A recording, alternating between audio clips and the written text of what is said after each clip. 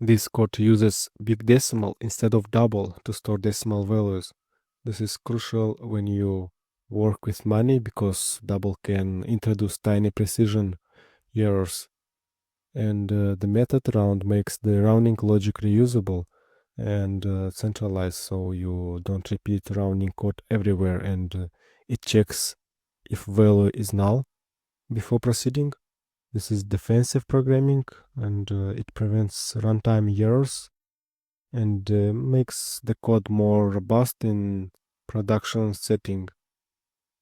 And this one checks if scale is negative because asking for -2 decimal places doesn't make any sense. This validation enforces correct input. And yeah, after we can check the setScale method. And this one sets how much digits after the decimal point you want to scale and how to round, so the result is predictable.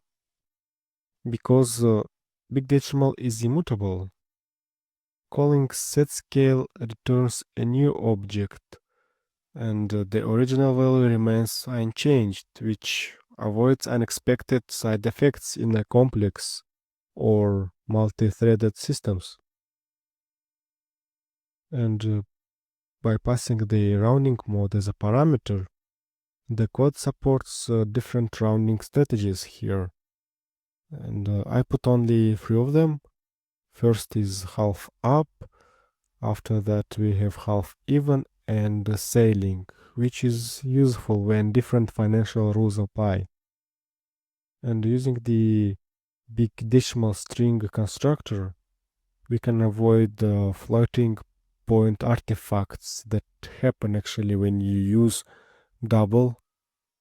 Then this can be problematic if you use double. So, and the structure of the code, method plus example plus validation, makes it clear, maintainable, and suitable for production ready usage in financial or money related logic. So this is the basic code, but of course there can be different calculation, different rounding modes.